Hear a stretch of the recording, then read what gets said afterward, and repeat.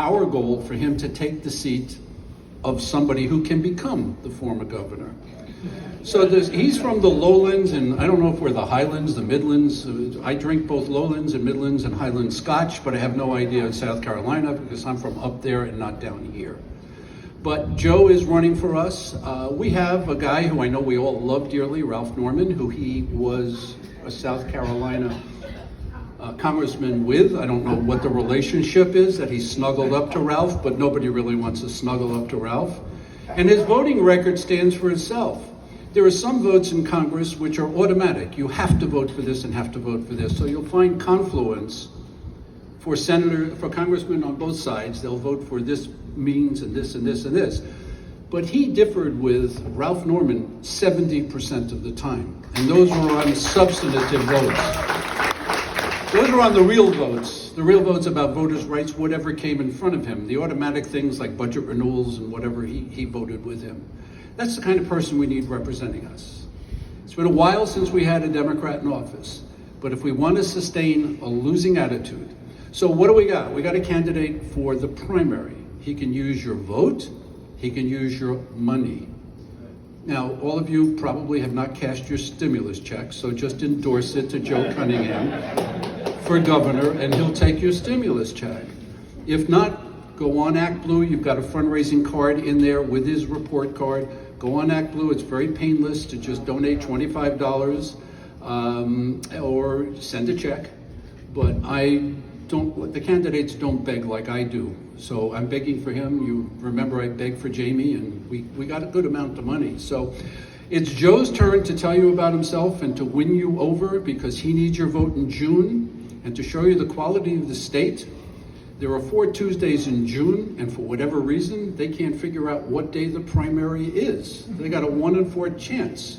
But so far, somewhere in June on Tuesday, don't make any appointments, you're gonna have to vote somewhere, somehow. Joe, take it away.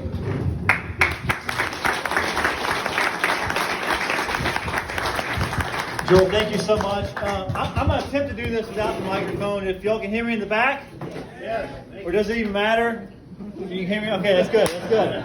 Hey, it's great to be in Sun City. Thank you all so much for having me. I love this community already. It's beautiful. I put in my application. They said they're going to process it in about 16 years. So, but seriously, thank you all for coming out. You know, my dad always told me the most important thing you can give somebody is your time. And y'all could be anywhere with anyone tonight, but y'all chose to be here tonight, sharing your time with me. So thank you from the bottom of my heart. Many of you I'm meeting for the very first time, so I want to give you a little bit of background of who I am. Then I'm going to tell you what I stand for, why I'm running, and how we're going to win in 2022. Well, I guess I'll first start off by telling you, my name's Joe Cunningham, and I'm running to be your next governor here in South Carolina.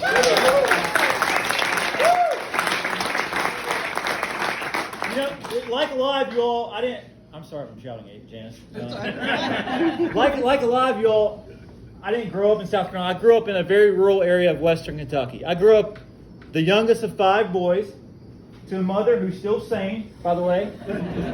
She started her own small business, a publishing company, from our very own kitchen table. And my dad is a Vietnam veteran, came back and started practicing law, was a public defender, was later elected to be on the bench. I came to Charleston over 20 years ago to go to college. Eventually got my degree in ocean engineering and practiced engineering for a number of years until the economy crashed back in 2008. And I was laid off. I tell people I got another chance to do something else. So I took out student loans. I went to law school, got my law degree, and practiced construction law in Charleston for about 5 years. Until 2016, Donald Trump's election. I had never ran for office before, but something about that election stirred something in me. You know, I thought about as in all of us, right? I thought about all the divisiveness, you know, the rhetoric, everything that was normalized with him. And I thought about that behavior being transposed onto my nieces, 6, 7 years old. All the things that little boys at school would tell them because the president said it, and it was okay. I knew we were better than that as a country, so I announced my run for Congress because I wanted change. And when I announced my run for Congress in the 1st Congressional District, people said, "Are you crazy?" A Democrat had not won that district in 40 years. It was tailor-made, gerrymandered for Republicans. I didn't have name ID, I didn't have any money, but I knew I wanted to do something about it. And so we went to every single corner of the district, talked to Democrats, Republicans, independents. We took our message everywhere and began changing the hearts and minds of people in the Low Country. And on election night in 2018, the experts gave us a 9% chance of winning. Less than 10% chance of winning. And we ended up being the biggest upset in the entire country that night. Woo! Woo! Now, fast forward, for the last 2 years, I've had the honor of representing the 1st District in Congress. And I've had the honor of being ranked one of the most bipartisan and effective members of Congress. I had 2 of my bills make it through a divided Congress and get signed into law by President Trump. And despite all that, Republicans poured millions of dollars into our campaign in 2020. The president tweeted at me, tweeted support of my opponent, came to our district to campaign against me. And despite him winning our district by over 6 points, I only lost by 1 point. 15,000 people in the 1st Congressional District went into the voting booth and voted for Donald Trump and Joe Cunningham. I tell you that because that's the kind of crossover support that is needed for a Democrat to win statewide here in South Carolina. And look, after that loss in 2020, I thought about running for the seat again, but I couldn't ignore all the chaos that was coming out of Columbia during this time. Because during the middle of the pandemic, what was our governor doing? Well, he was signing the most restrictive abortion bill in the entire country. Then, at a time when our murder rate has never been higher, he's signing a bill to allow anyone to carry a firearm on their hip, just like it's the Wild Wild West. After that is a bill to bring back firing squads. Even a bill, listen, I'm not kidding, even a bill to allow Donald Trump to be buried on the State House grounds in South Carolina. That's where their focus was. That's what he was doing. That's what he was working on. But look.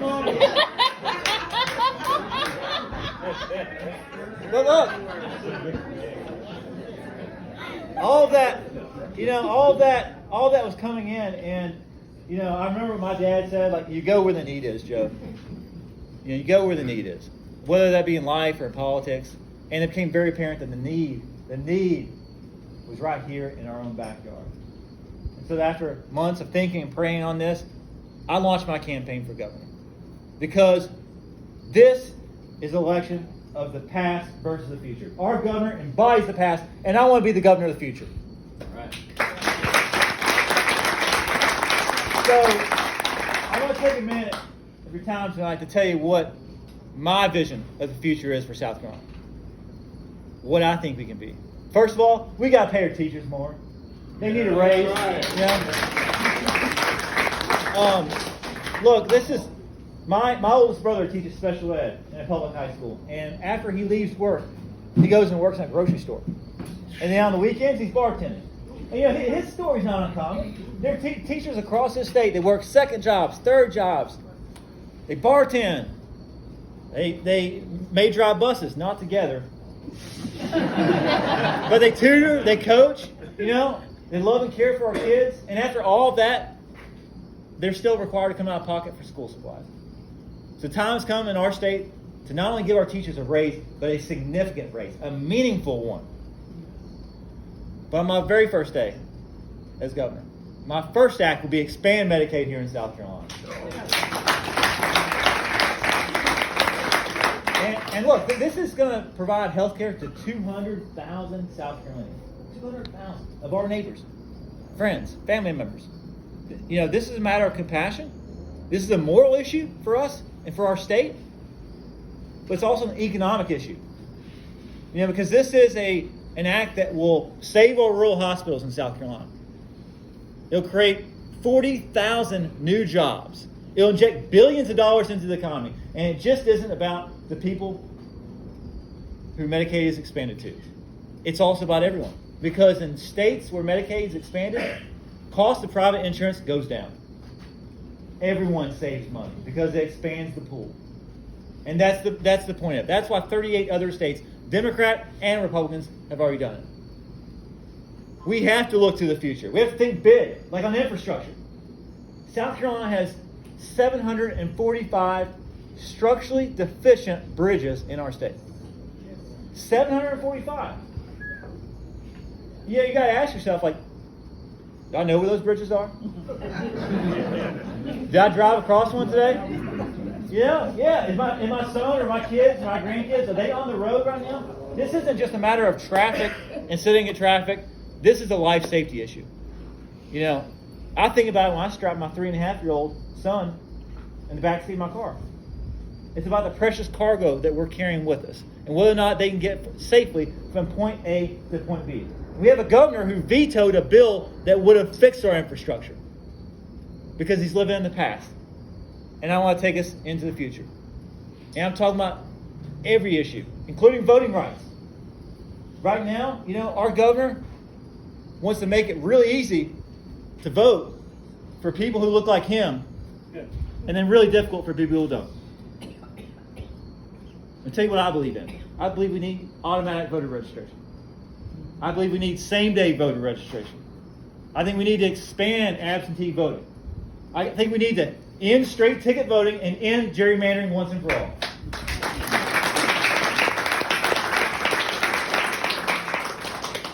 And look, when I'm governor, I'm going to lead the charge to end what's known as Confederate Memorial Day and replace it by making Election Day a state holiday here in South Carolina. This is about keeping everybody safe, though, including common sense gun safety reform. That's why I was proud to co-sponsor and pass a bill in the U.S. House of Representatives that closed the Charleston loophole. Yes. If you start a background check for a firearm, you have to finish the background check. That's common sense. But we also need expanded background checks. We also need to invest in community programs for gun safety. Medical University of South Carolina has one that identifies victims of gun violence, potential victims of gun violence. You know, people will come in, a victim of domestic abuse, trying to figure out how to get them out of that situation and how to better their lives. It's about taking care of our neighbors, our community. It's also about economic empowerment as well. And right now we got a governor who's giving out tax incentives to, you know, big out-of-state corporations that promised us the world, promised us all the good jobs, and then failed to deliver on that promise. You've seen stories about it. And I don't have a problem with giving tax incentives to out-of-state companies so long as they deliver on what they promised, on good-paying jobs. But if we're providing those incentives to out-of-state companies, I think we should provide those same incentives to in-state companies, small businesses, minority-owned businesses, women-owned businesses, veteran-owned businesses that want to grow right here in South Carolina. I also think we need to continue looking towards the future. Now, I believe that includes ending the prohibition on marijuana. I talked to a lot of, look, I see this as an issue of compassion. I can't tell you, I served the last 2 years on the Veterans Affairs Committee. I talked to a Marine who had a limb blown off by a roadside bomb in Iraq. And he says that every night he relives that tragedy. Can't go to sleep. And the only thing that allows him to sleep at night is the use of marijuana. We all know somebody who may have a chronic illness, may suffer from pain, and that's the only thing that can provide them with relief. People who don't want to fill the prescription for opioids because they don't want to become addicted or be another statistic, and they want an alternative. But it's also about the tax revenue that could be generated. They could fix some of our problems, like paying our teachers more, fixing our infrastructure. These are solutions that can be implemented. But we can only do these things, if we win next November. And to do that, we've got to put our best foot forward. And I'd submit to you that I have the best chance at beating Henry McMaster next November. And I look around, I see we agree on most, not all these issues. And y'all probably think I was here 4 years ago saying the same thing, that I was agreeing with the candidate. Okay, Joe, I'm with you. How do we do it? We're in South Carolina. How's the Democrat win? Right? How's the Democrat win statewide in South Carolina? Let's just call out the elephant in the room. Well, here, I want you to walk out tonight, if nothing else, knowing that we can win statewide in South Carolina. I'm going to give you a few reasons why I can win statewide. First of all, I've won tough races before, and I can sure as hell do it again. In 2018, flipped the district, no one thought we could win. Nobody thought we could win. But we did it. At that time, the 1st Congressional District of South Carolina was ranked as Republican plus 10, an R plus 10 district. The state right now is Republican plus 8. If we can flip an R plus 10 district, we can flip an R plus 8 state. Also, look, midterms are so much better for Democrats in South Carolina. They just are.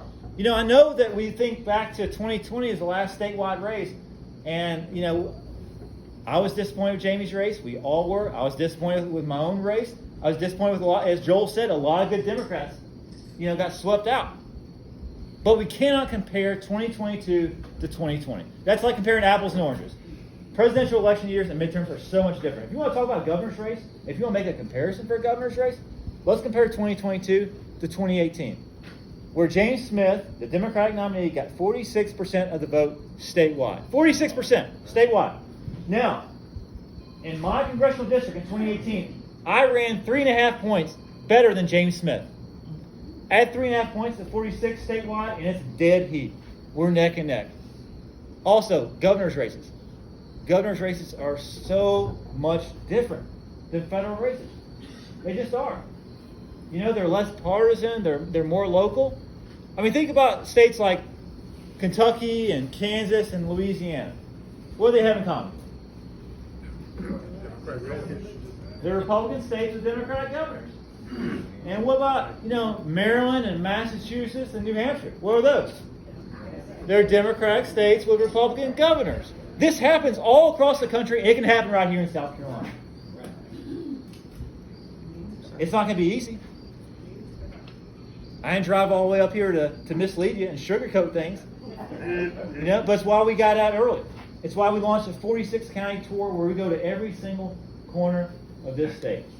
No matter how red or how rural, you know, or how forgotten certain counties may have felt by this governor, because our South Carolina comeback is going to include everyone. We're bringing everyone along with us. And it's going to be a fight. It's going to be a fight. I'm not going to tell you any different. But I think back to the greatest fighter ever. Greatest fighter ever. Who was it? Muhammad Ali. I was on campus at Carolina yesterday, and I asked a group of students that. I heard Mike Tyson. I was like, no. I felt really old then.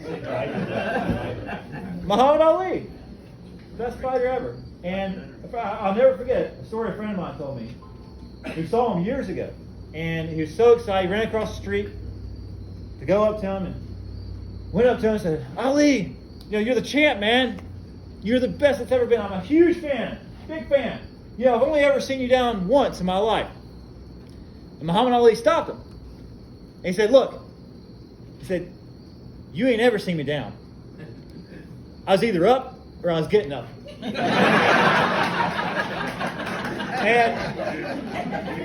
And look, I share that with y'all tonight because, you know, look, I know this last couple of years have been tough. You know, for everyone in their own specific way with COVID. I recognize that.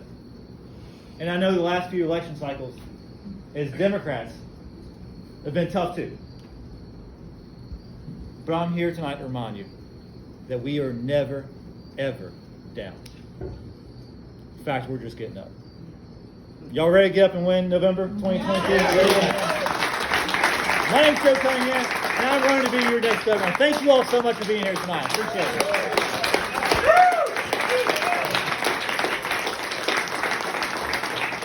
All right, the candidate will take some, I don't need this. The candidate will take some questions if you have one. Yes? Thank you for coming. What I'm going to ask you is something that I think about when a lot of young women are running for a Democratic seat. Jamie Harrison lost, not because he didn't have money. He had money.